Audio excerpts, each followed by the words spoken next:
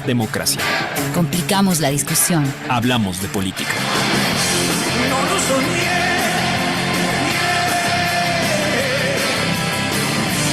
La gente del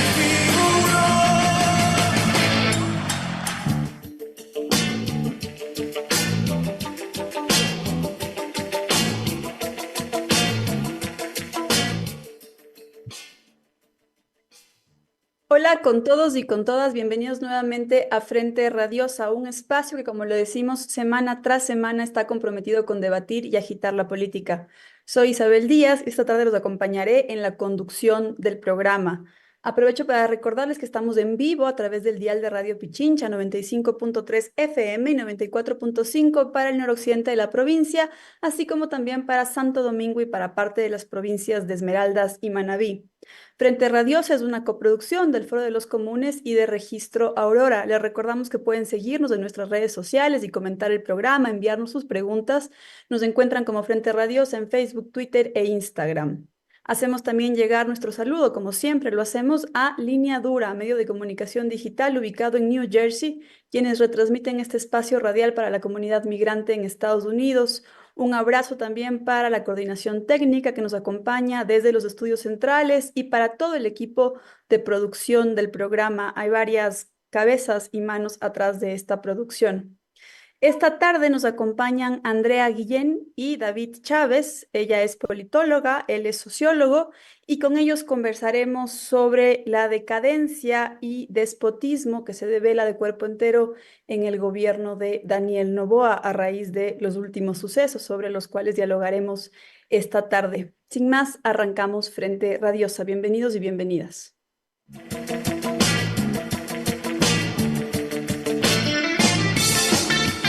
Política de frente, porque la política es cambio y conflicto. no lo soñé.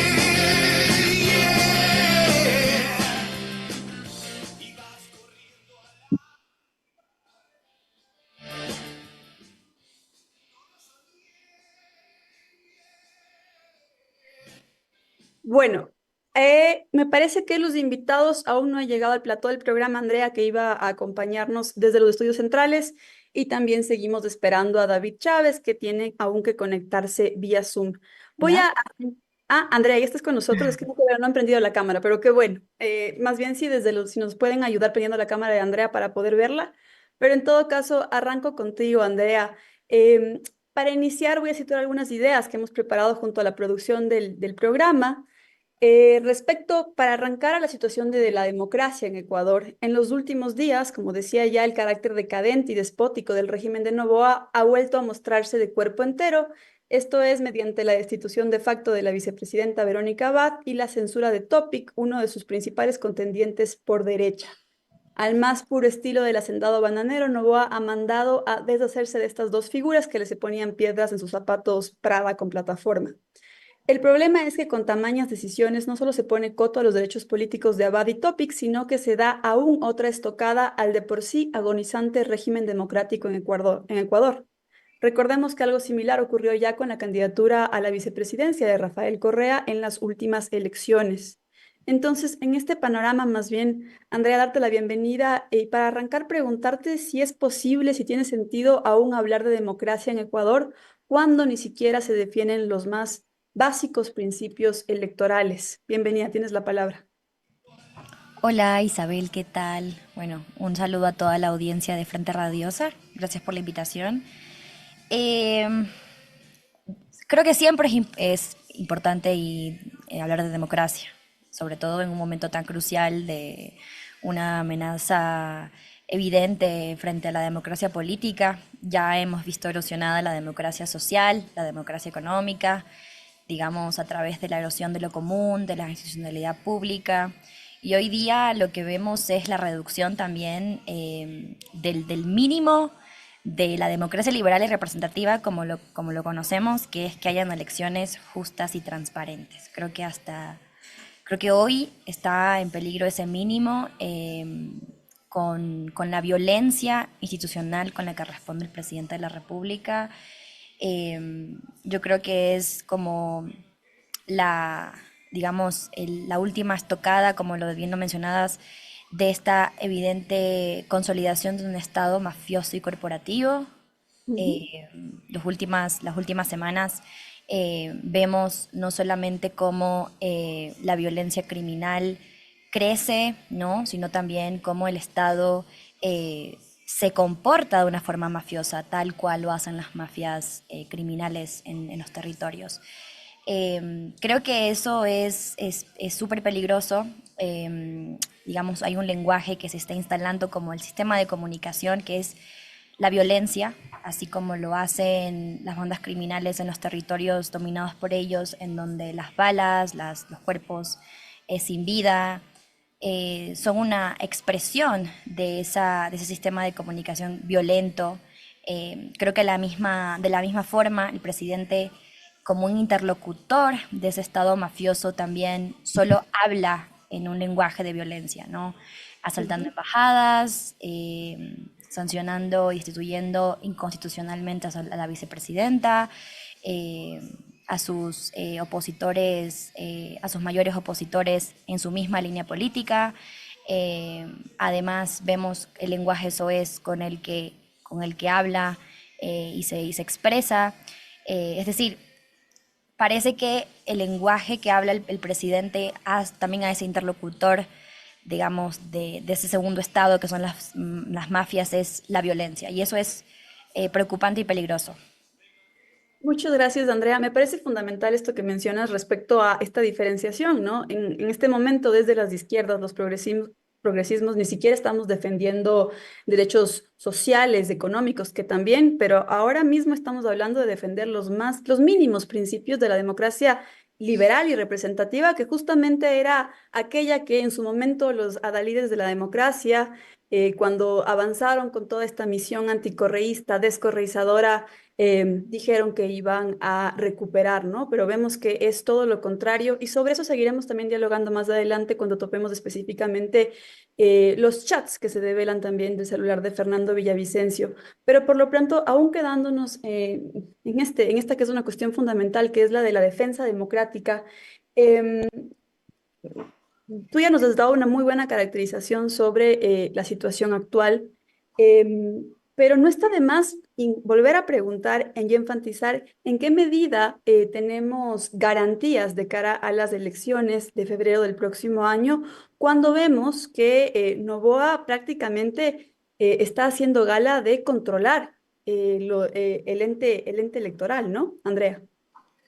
Sí, creo que eso es una buena pregunta y esa es la angustia con la que nos levantamos el lunes, hoy día.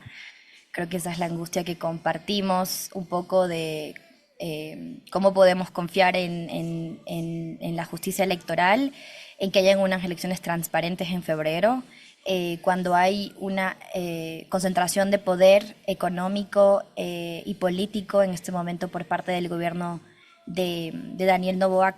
No, es decir, creo que esa angustia está ahí. Creo que lo más preocupante es como ver la inacción por parte de los movimientos sociales, la academia, las fuerzas vivas de la sociedad en este momento en un shock. Vimos de shock tras shock, entonces en un momento de tratar de sobrevivir.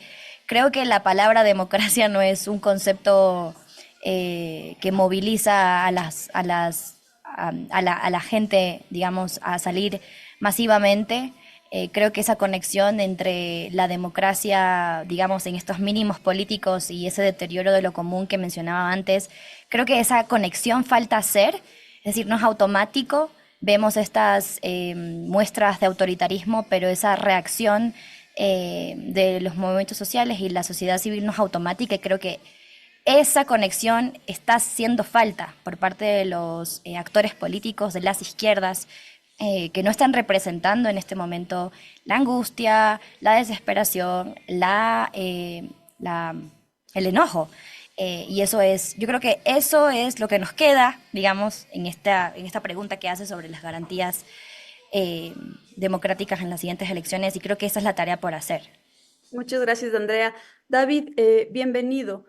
Arrancamos el programa conversando con Andrea respecto a, bueno, la más reciente destitución de facto de la vicepresidenta, la censura de Jan Topic. Y a propósito de eso, yo le preguntaba si es que tiene sentido aún hablar de democracia en Ecuador cuando ni siquiera se están defendiendo los principios más básicos de la democracia liberal y representativa. Entonces, también más bien pedirte tu lectura al respecto.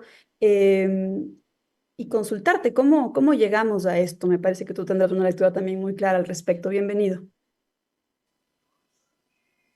Tu micrófono. Perdón. Hola Isabel, muchas gracias por la invitación. Siempre es grato venir a Frente Radiosa y me complace mucho además compartir panel con la Andrea. De paso también te pido una disculpa y les pido una disculpa y a quienes nos ven y nos escuchan, pero como ya es habitual en este país, me devolvieron la luz hace poquitos minutos, había olvidado cargar mis equipos y eso me tardó unos minutos. No te preocupes, se entiende, se entiende. En este Ecuador del neoliberalismo, porque además creo que ya entrando en tu pregunta es hacia donde tenemos que ir pensando, es decir, esto no es cosa de un gobierno, no es el gobierno de Noboa solamente, no es solo una persona, esto es un modelo y es una configuración de Estado que se ha venido consolidando en los últimos años, es decir, lo que estamos viendo es ese resultado. La arbitrariedad y el autoritarismo del último fin de semana es increíble. No recuerdo, salvo cuando se daban golpes de Estado, como el carnavalazo, digamos, que era esos golpes de Estado de los 70 en donde aprovechaban el feriado para hacer alguna cosa así. Yo no recuerdo en democracia algún momento en donde en un fin de semana se haya golpeado tanto a la democracia.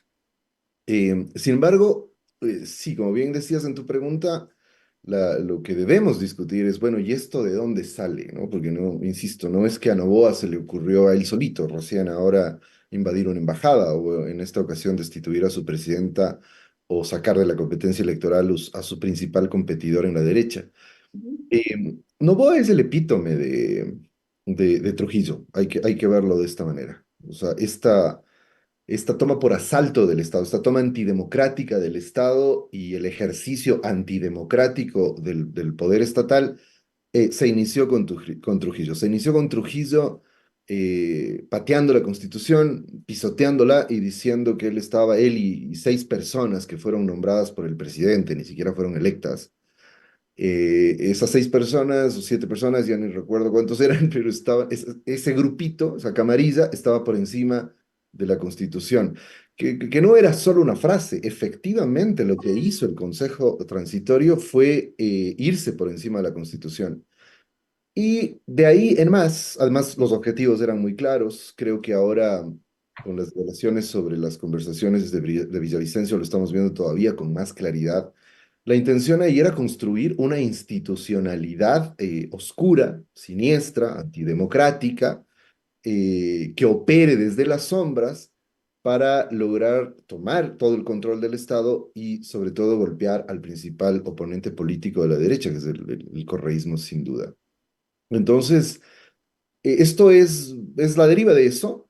A mí me molesta mucho ver gente que ya a última hora se está indignando cuando se ha casado durante todos estos 7 años, cuando tenemos una Corte Constitucional que fue nombrada inconstitucionalmente, por ejemplo, cuando permitimos que la persecución judicial se convierta en una verdadera institución política en el Ecuador. Y claro, yo recuerdo, cierro solo un poco con esta idea, que cuando esto empezó, cuando empezó lo del 7 veces sí con Trujillo y demás, creo que voy a ser poco modesto, digamos, pero creo que fuimos pocos los que advertimos que se venía una profunda destrucción institucional. Y mi argumento ahí en ese tiempo, ahora lo he pensado mucho en este fin de semana, era que las derechas entendieron bien algo en este país, ¿no? Cuando el correísmo se va, las derechas entendieron que por vía democrática no iban a poder derrotar al correísmo. O sea, si respetaban las reglas del juego democrático, no iban a poder derrotar nunca al correísmo. Supieron siempre y su estrategia fue, inclusive ya cada vez lo hemos sabido mejor, desde antes de la llegada de Moreno, su estrategia era empezar a socavar la democracia como el único mecanismo para poder echar abajo a la revolución ciudadana o echar abajo sus posibilidades políticas. Y se ha cumplido aquello que se dice tanto en opiniones, en redes, etcétera, de que no les importó destrozar el país con tal de destrozar al correísmo. Me parece que es una gran verdad. Y lo peor de todo es que el correísmo, mal que bien, sigue en pie. Pero han destrozado efectivamente el país. Y claro, el destrozo no es solo no tenemos luz, la violencia está desatada y encima la economía está destruida, sino que además han destruido la democracia. Es decir, voy a decir que hay elecciones y que eso es el último resquicio que nos queda de democracia. Pero nada más, o sea, el orden, y ellos mismos, los liberales, nuestros amigos liberales de la Flaxo son los que suelen decir que la democracia, y además muy circunspectos, la democracia no son solo elecciones, eso es democracia plebiscitaria. Pero efectivamente, yo estoy de acuerdo, la democracia no son solo elecciones, pero resulta que lo que nos han traído aquellos a quienes apoyaron ciertos sectores de la academia, el periodismo, bla, bla, bla, nos han llevado a una democracia en donde lo único que tenemos de democracia son elecciones y ahora en serio riesgo, entiendo que Andrea hacías una reflexión en ese sentido, en serio riesgo, porque ahora, ¿quién nos garantiza que no va a haber un fraude? O sea, ahora sí, o sea, ahora sí es tiempo de discutir esto, de qué garantías tenemos para que en el Ecuador no haya un fraude en las elecciones de febrero. Claro, justamente, además, si pensamos en los chats de Villavicencio, de alguna manera incluso ya se hacía alusión a la injerencia que en ese momento tuviera la fiscal o quiso tener sobre el ente electoral, sobre Diana Tamaín, en el momento en que se disputaba el pase a segunda vuelta de Guillermo Lasso y en esa época Yacu Pérez, ¿no? Entonces, si en ese momento ya había estos intentos de no acatar las urnas, exactamente, ¿qué garantías tenemos al día de hoy en un momento en el que, como ustedes bien han dicho, nos asombramos, nunca dejamos de asombrarnos, cada vez hay más personas asombradas en efecto, pero aún así parece que hay pocos espacios de institucionalidad, no en la sombra, sino aquella a la que podemos acceder los ciudadanos de a pie, comunes y corrientes, que aún nos puedan proteger. En ese sentido, más bien darte la palabra, Andrea, y también pedirte tus comentarios sobre esta lectura, si no histórica, al menos de este último periodo que que nos compartía David respecto a este momento de la descorreización, que me parece importante situar este hundimiento democrático y este giro hacia un manejo despótico que arranca con el Trujillato, ¿no? Que vale la pena nombrarlo así, ¿no? Trujillato y cómo llegamos a este momento más mafioso que se vive hoy por hoy, Andrea.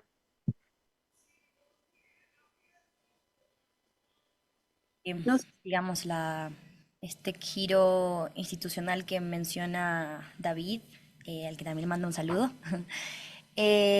también tiene que ver con este giro, digamos, esta cooptación de las parcelas de la dirección económica del Estado. Digamos, hay una dirección ahí cooptada por parte de las élites empresariales, eso también fue en el mismo momento del gobierno de Lenín Moreno, digamos, la vuelta al Fondo Monetario, un total cambio digamos, de perspectiva de autonomía económica por parte del gobierno del Ecuador.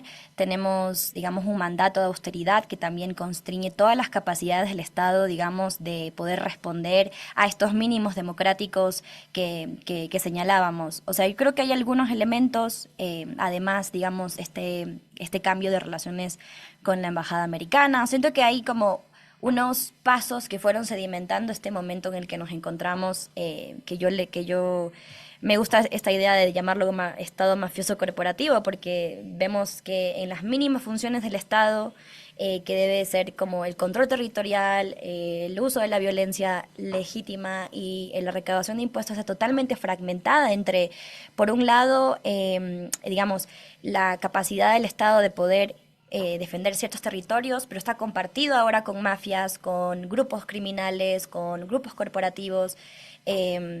Igualmente, por ejemplo, el tema de la recaudación de impuestos, o sea, vemos que ya también las mafias criminales cobran sus propias vacunas, secuestros, extorsiones, es decir, hay una fragmentación tal del Estado porque no hay ni recursos en él, ni siquiera se cree en el Estado, o sea, no hay capacidades financieras, humanas, técnicas, pero tampoco hay una creencia de que el Estado es necesario. O sea, hay una total fragmentación en este momento en el que el Estado no puede, o sea, tenemos un Estado fallido con estas bandas criminales en el territorio y en el rol que debería ejercer de seguridad de mínima soberanía energética. O sea, ni eso tampoco. Es decir, estamos viendo un colapso del Estado ecuatoriano por estos pasos de desinstitucionalización, que bien lo mencionábamos.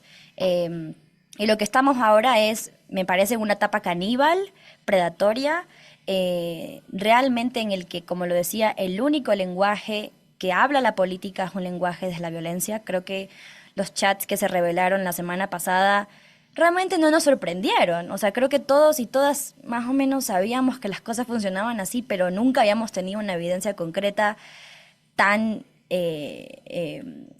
real así, tener un chat entre digamos, asambleístas, la fiscal, sabiendo cuáles iban a ser las sentencias que tendría que hacer el Poder Judicial, que debería ser independiente, o sea, las cortes, los jueces que deberían ser independientes. Es decir, nunca habíamos tenido esta evidencia tan concreta, y creo que eso es lo que el lunes, digo, nos levantamos con esta angustia generalizada, pero de vuelta, dejo aquí esto, creo que la tarea no es automático, o sea, creo que están saliendo miles de noticias todos los días que nos angustian y que nos frustran y que lo único que nos dan es ganas de huir de aquí, pero creo que esa conexión en esos puntos entre que no es solamente una forma de gobernar, es un modelo de acumular, es ciertas élites, ¿verdad? Que tienen el poder económico y político. Creo que todas esas conexiones aún no se hilan. Yo no veo ninguna representación de las izquierdas hilando esos puntos. Y eso es lo preocupante. O sea, no hay una respuesta ante esa angustia, esa ira, y eso es lo preocupante. El primero que salió el día domingo fue Jan Topic, hacerse el muy bravo, hacerse el iracundo, y yo creo que, digamos, ¿cómo es posible que hayan en la derecha candidatos que estén canalizando con claridad esa frustración, y en las izquierdas no hay esa expresión, digamos, orgánica de lo que está pasando, de esa angustia que está generalizada en en la sociedad? Me queda una duda antes de irnos a la primera pausa, quizás te la planteo a ti, David. En efecto, hay este modo de acumulación que menciona Andrea, canibalesco, mafioso, predatorio, etcétera, pero ¿en qué medida también podemos hablar de un cierto resquebrajamiento del bloque de poder, de peleas internas entre las élites, las derechas? Vemos que finalmente hay muchas voces de ese lado que están alzando la voz frente a lo que quiere hacer Noboa con o que ya hizo con la vicepresidenta, con el propio Topic. ¿Cómo lees tú esas aparentes grietas que se están mostrando? Bien, esa es también una pregunta que yo me estaba haciendo estos días, porque claro, como ustedes saben, mi tesis ha sido esa, se ha constituido un bloque de poder en estos años, ¿qué es la novedad? Yo complementaría algo que decía la Andrea, que es esta idea de que efectivamente se volvió a ese estado que se vuelve una especie de archipiélago, ¿no? Se despedaza en islitas y cada quien opera desde ahí, que ha sido una vieja forma de las configuraciones estatales en el Ecuador, pero en este periodo hubo una novedad, ¿no? Que sobre ese archipiélago se instaló una estructura de poder concentrado enorme. Es decir, puede parecer paradójico, pero es la archipielaguización, llamémoslo así, sirve para desactivar conflictos en distintos niveles y entregar espacios de poder, pero al mismo tiempo se combinó con esta posibilidad de que en las áreas cruciales del manejo del Estado se consolidó una concentración de poder muy, muy grande, que es la que a mi modo de ver sostiene a este bloque de poder, y como he dicho en otras ocasiones, me parece que precisamente la fiscalía y el manejo de la justicia son el mejor ejemplo de esto. Es decir, podían dejar votando educación y podían devolverle el control al MPD o al Pachacuti, qué sé yo, eso no les iba a importar. Pero controlar la justicia, eso era indispensable, precisamente además por esta estrategia de socavamiento democrático que era indispensable para ellos. Entonces, el nivel de concentración política lo estamos viendo. Coincido ahí mucho con lo que decía la Andrea también, esto de un poco es como estamos confirmando lo que ya sabíamos, es decir, lo que ya, y lo que era secreto a voces. A mí me parece muy significativo. Bueno, porque digo, en el campo de las izquierdas era como evidente por el ejercicio crítico, había cierta distancia para poder ver que se estaba manejando de una manera muy poco democrática, muy arbitraria la justicia. Pero lo que a mí me ha asombrado más, no tanto lo que dicen los chats, sino de los comentarios de cierta gente, de ciertos periodistas de la derecha y demás, diciendo que más o menos ellos también sabían que, por ejemplo, la fiscal organizaba cosas y operaciones con Villavicencio. Entonces, eso es un signo muy dramático de cómo llegó a concentrarse poder en este tiempo. Entonces, claro, la pregunta sería, ese tinglado de poder, esa estructura de poder que está detrás de lo que ha ocurrido, ¿se ha roto o no? Sería para ponerlo en términos más dramáticos. Y yo no sé todavía, digamos, no tengo elementos para poder dar una respuesta categórica, pero sí me temo que podemos identificar cierto resquebrajamiento. En esta ocasión sí, ¿no? Este ha sido un debate que he mantenido con varios colegas, de que en otros momentos, en los paros nacionales, etcétera, se veía como que el bloque de poder se podía haber roto, se podía haber resquebrajado, y yo, necio y tosudo, todo el tiempo decía, no, más bien se está consolidando. Es decir, no, las movilizaciones, las elecciones locales, en fin, no terminan de romperlo. Pero en esta ocasión, los signos, porque no sé si ustedes coincidirán conmigo, pero la imagen que yo tengo, sobre todo este fin de semana, es una desbandada. Es decir, los sectores de la derecha simplemente salieron corriendo cada quien por su lado y uno siente que hay desorientación. Ujú, Cuando nos hacemos la pregunta de ¿a quién favorece la decisión sobre Topic? Es difícil llegar a establecer con precisión a quién favorece en ese sector, ¿no? Porque eh, no, si la jugada es de Noboa, podría ya leerse más como una jugada desesperada, sabiendo que con la debacle de su imagen y su representación, tal vez ese voto no se le va a revertir. Pero en última instancia están jugando un poco a la ruleta política, o sea, igual bloqueémoslo a ver si en la lotería, que suele ser para la derecha la elección, o en las primarias, pues siempre las elecciones se están volviendo unas primarias de la derecha, en las primarias de la derecha les toca el voto. Entonces, digo, en otras ocasiones se ha visto una estrategia muy sólida en cómo han ido operando, pero no democrática, por supuesto, pero siempre sólida, siempre todos los sectores aglutinados en torno a una opción. Ahí no quisiera dejar de señalar algo respecto a lo que señalabas, a lo que mencionabas, Isabel, hace un rato, lo de Yacu Pérez y Guillermo Lasso en la segunda vuelta, que ahí hubo como también cierto remesón dentro, pero las estrategias se consolidaron muy rápidamente. En principio, inclusive, en torno al apoyo de Yacu Pérez, o sea, lo que poder parecía que iba a derivar hacia allá, y después en torno a la estrategia de Guillermo Lasso. Y teniendo en cuenta, en este país han pasado tantas cosas que nos olvidamos. Recuerden ustedes que poco tiempo después, Nebot en alguna entrevista, me parece que con Boscan, llegó a decir que se estaba cocinando en esos días, en los días de la elección, una estrategia de un Clemente Yerobi ibarreño, dijo además. Es decir, la estrategia de hacer un golpe de Estado institucional, suprimir las elecciones y salir por ahí. Pero siempre en todas las estrategias uno notaba que había solidez, es decir, en el Clemente Yerobi ibarreño, que es muy difícil saber a quién se refería, estábamos hablando de que era posible que estaban metidos ahí desde el Partido Social Cristiano hasta el Partido Socialista. Entonces, había una estrategia muy sólida. En estos días siento que ya desde hace rato, me parece que con la debacle de Novoa, que era la apuesta, que era la carta, sin duda, que era una carta que la veían bien, creo yo, porque la veían como la carta autoritaria, la carta que estaba aglutinando el voto más fascistizado, que podía proyectarse como una candidatura de derecha que por primera vez en estos años, en primera vuelta, iba a sacar una votación importante y podía entrar directamente a la segunda vuelta y sin embargo se les deshizo con toda la crisis energética.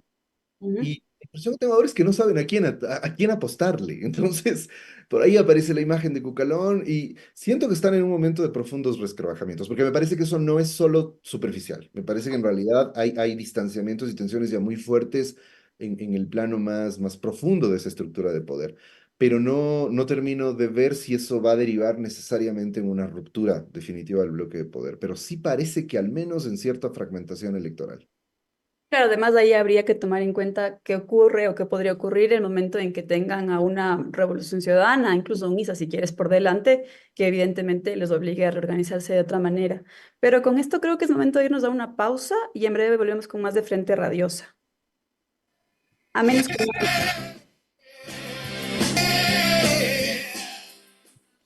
seguimos con más de Frente Radios, estamos con David Chávez y Andrea Guillem.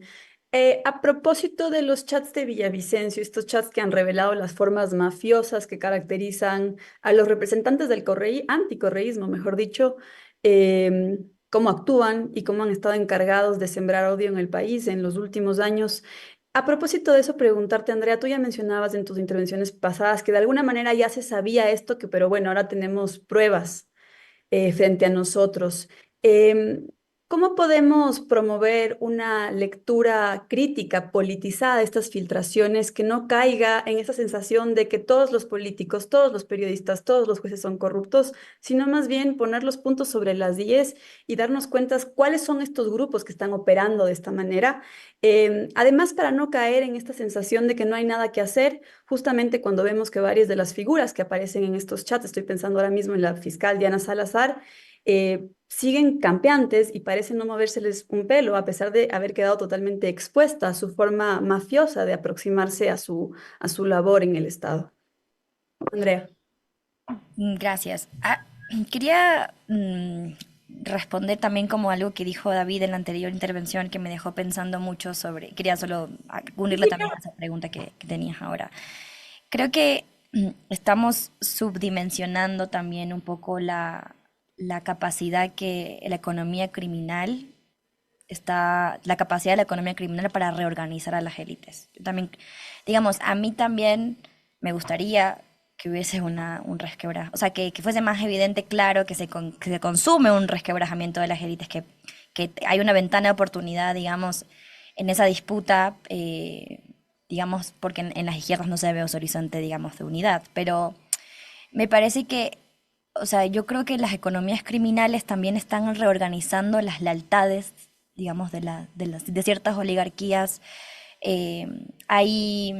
Yo creo que igual con los chats de Villavicencio, ¿no? Estamos viendo cómo el crimen organizado, que ya ahora digamos, tiene huevos en todas las canastas, no solamente se trata de tráfico de drogas, está totalmente, digamos, desarrollado en una corporación ya de diferentes ramas de la economía, y yo creo que eso va también a reordenar las lealtades de las élites económicas. Yo creo que podríamos, porque siempre se puede estar peor, o sea, yo creo que hay una sensación de que no, ya no podemos estar peor. No, siempre podemos estar peor hasta convertirnos en un territorio de sacrificio de simplemente economías criminales extractivas, de los recursos, del trabajo de las personas, de un nivel de violencia inimaginable, que ya hay en algunos países. O sea, que creo que,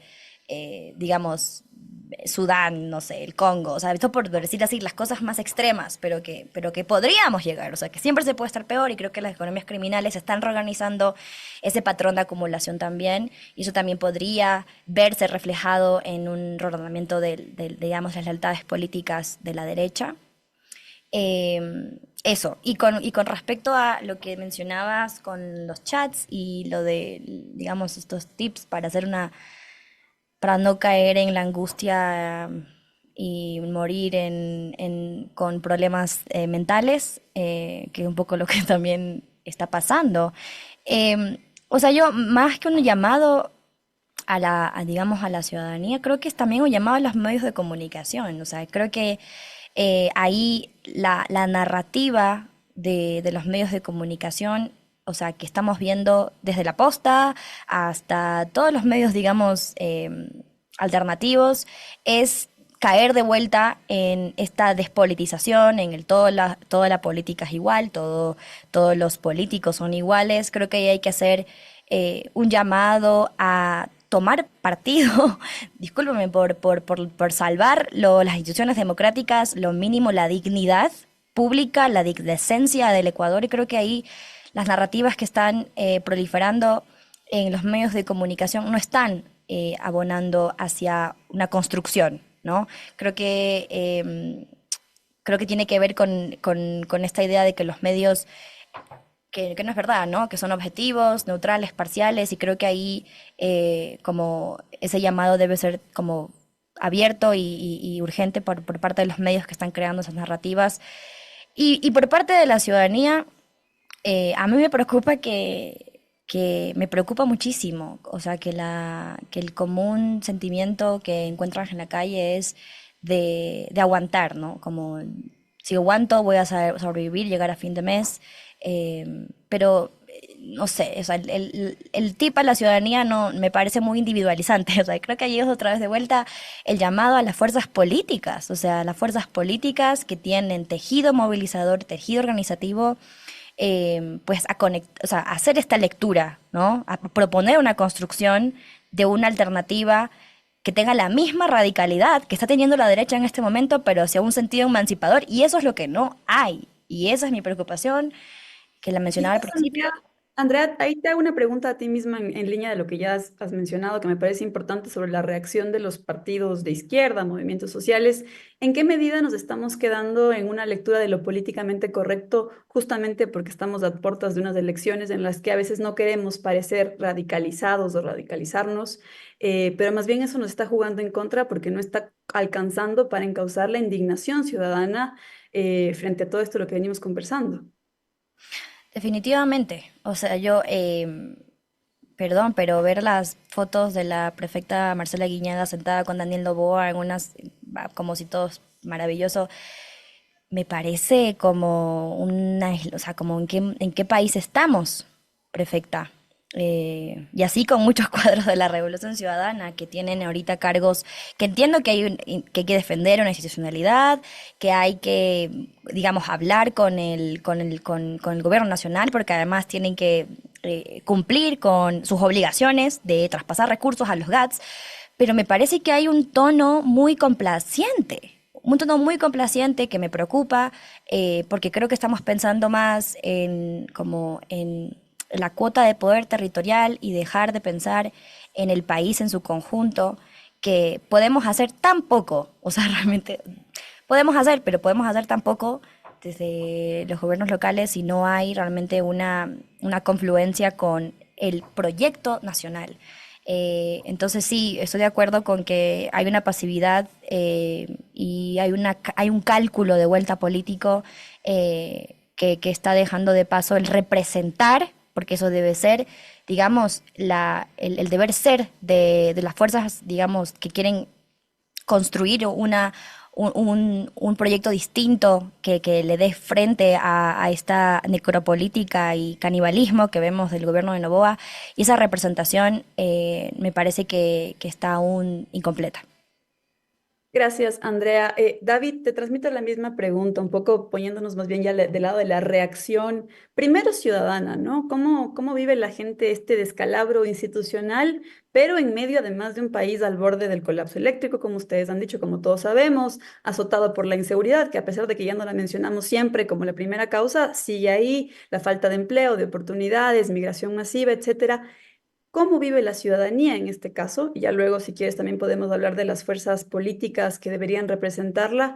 em, este descalabro. ¿Hay fuerzas, hay tiempo para organizar, canalizar la indignación? Mira, es complejo porque primero, evidentemente, hay una complicación, o digamos, hay unos efectos sociales y un nivel de descomposición social. O sea, claro, la crisis no es solo la energía, no es solo la seguridad, no es solo la democracia. En las estructuras más básicas de la convivencia social, de la coexistencia social, se están rompiendo las condiciones mínimas. Y eso es preocupante. Es decir, la sociedad ecuatoriana se está volviendo una sociedad muy atravesada por relaciones de hostilidad y violencia en todo orden. O sea, desde la calle, desde el bus, desde el metro, y eso va subiendo hasta la lógica de la política.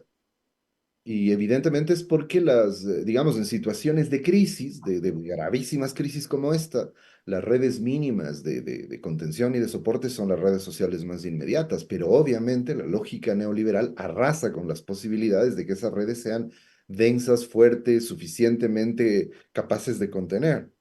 Es decir, el neoliberalismo es eso, ¿no? El neoliberalismo es un golpe letal contra las formas de vida comunitaria, digamos, con los resquicios que quedan, porque obviamente en el capitalismo global son resquicios, con los resquicios que quedan de vida comunitaria, es un golpe letal. Entonces, y lo máximo que se alcanza es a eso de unas lógicas mínimas de sobrevivencia. Entonces, estamos entrando en ese, o sea, venimos ya, no es que estamos entrando, venimos ya de una lógica de sufrimiento colectivo muy, muy, muy larga. O sea, piensan ustedes que al menos desde la pandemia para acá, todo ha sido sufrimiento social. O sea, la pandemia, la violencia criminal, los cortes de energía, es decir, no nos dan tregua. O sea, realmente es Yo siempre me animo a pensar que estos gobiernos neoliberales se tomaron muy en serio que eso de la venganza de clase. O sea, es, a ver, vamos a realmente destruir lo que decíamos, no solo la representación, no solo las condiciones de producción, sino ya las dimensiones más elementales de la vida íntima, ¿no? Ahora, sobre lo otro, ahí yo voy a discrepar con lo que dice la Andrea porque o sea, honestamente, no me parece justo seguirle cargando las tintas al correísmo de lo que ocurre. O sea, el correísmo ha sido la única fuerza política que ha mantenido una postura de oposición democrática, hay que decirlo. Es decir, democrática y plural como es el correísmo, históricamente. Si uno de sus cuadros se acerca a Noboa, bueno, es parte de una disputa democrática. En general, si sacamos en limpio lo que ha sido el correísmo, ha sido la única fuerza y además por eso mismo la principal fuerza, el principal objetivo de la persecución política. Pues me parece que no es menor minimizar el hecho, o sea, no se puede minimizar el hecho, no es menor el hecho de que el correísmo ha sido la fuerza política más perseguida de la historia democrática reciente, haciendo excepción de Alfaro Vive y la persecución salvaje de Febres Cordero contra la insurrección armada, pero de largo.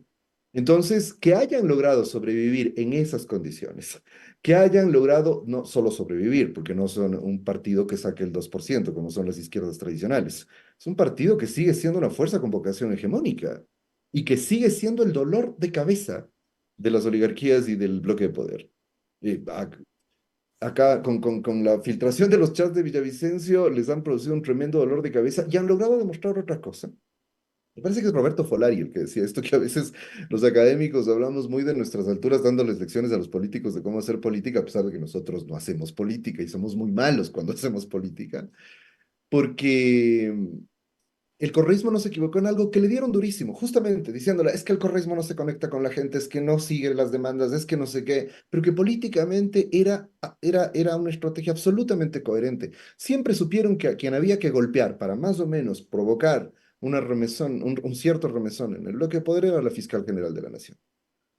Y ahora no va a irse, no va a salir de la noche a la mañana, pero el golpe que le han dado es sin duda un golpe importante, por ejemplo. Ahí, o sea, o sea, voy a cerrar un poco esa idea con una cosa que lo vi hace poco de esta maravillosa comediante Dizzy Lipsy, que es una de las comediantes del Daily Show, de este show de noticias de comedia de Jon Stewart en los Estados Unidos, luego de que ganó Trump. Y ella hacía esta reflexión, me pareció tan aplicable a nuestro contexto. Ella decía, no me interesa por qué ella, refiriéndose a Kamala Harris, por qué ella pierde. Es absurdo dirigir nuestras energías reflexivas hacia allá. Lo que debemos pensar es por qué él gana, refiriéndose a Trump.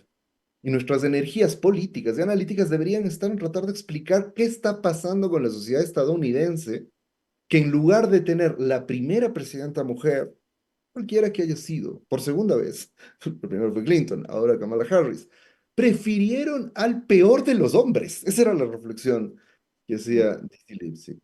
Al peor de los, o sea, la sociedad norteamericana prefirió elegir al peor de los hombres en lugar de elegir su primera presidenta mujer por dos ocasiones. Me parece que es completamente aplicable al análisis que hacemos acá. Yo lo he dicho, sobre todo en las izquierdas. Lo he dicho insistentemente, el problema no es el correísmo, el problema es el anticorreísmo. En las izquierdas. En, También. Te pregunto, ¿el anticorreísmo también entre ciertos sectores? También es un problema en las izquierdas, porque nuestro punto de partida inicial de análisis de cualquier realidad política es primero poner al centro de atención a lo que hace mal el correísmo. Y yo creo que ningún partido político en el mundo se sostiene como la primera fuerza política si es que hace todo mal, pues. Es decir, y es una representación de la izquierda y es una representación de los sectores populares. Que no nos gustan sus estrategias, me parece que esa es otra discusión. Ahí podemos decir que sí, que no, pero que al final es la fuerza política que asume esa representación, con defectos si ustedes quieren, creo que sigue estando ahí. Me parece que es desgastante. O sea, a mí personalmente me resulta muy desgastante volver a la discusión de que la culpa es de Correa y del correísmo, también en las izquierdas. O sea, me parece que ese es un enorme problema de las izquierdas. Gracias, David.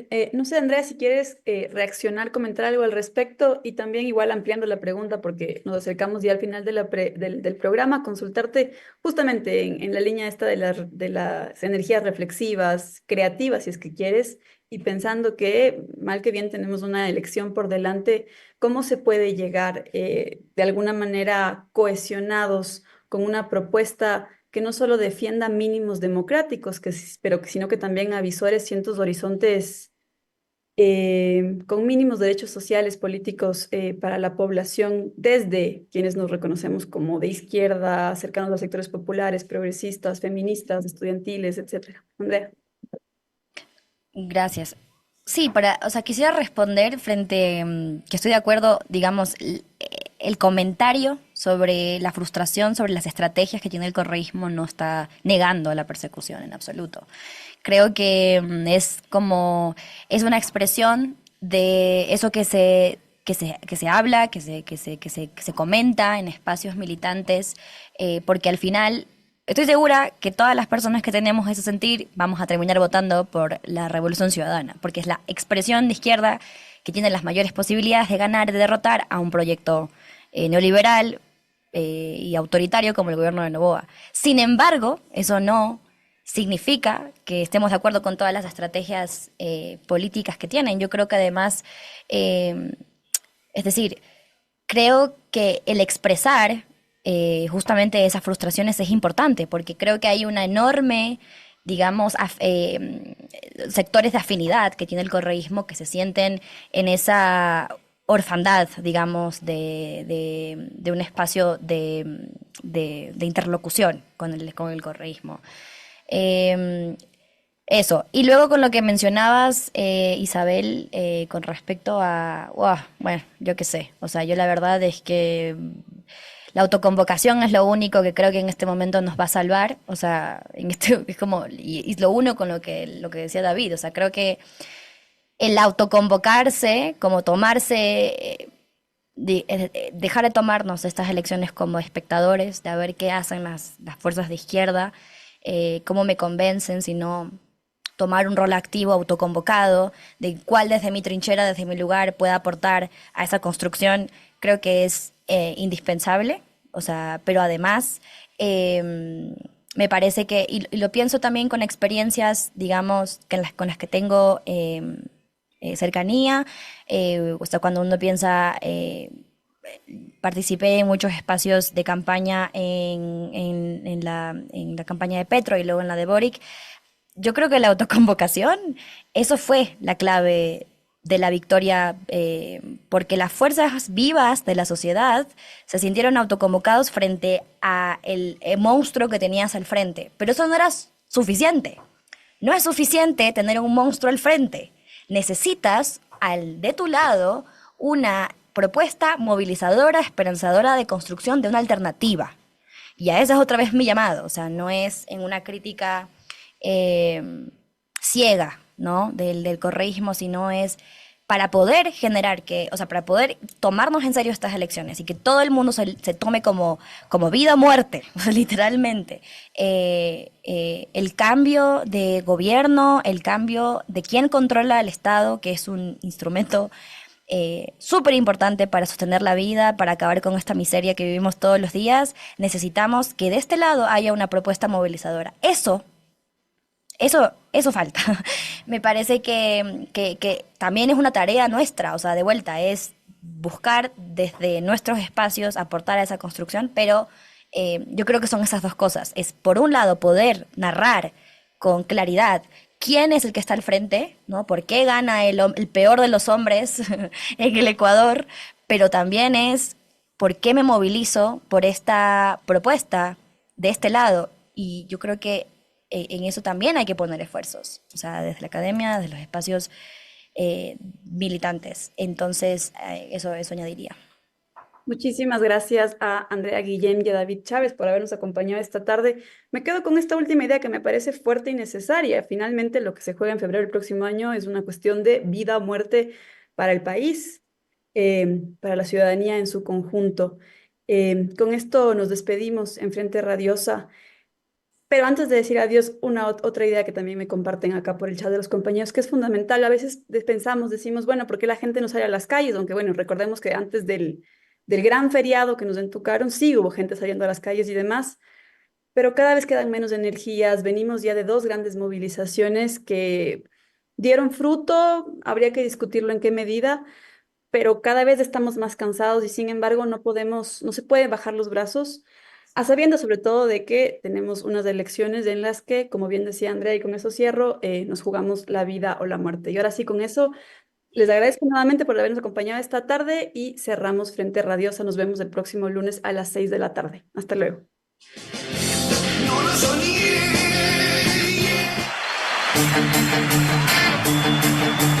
Una coproducción del Foro de los Comunes, Registro Aurora y Ecuador para Largo.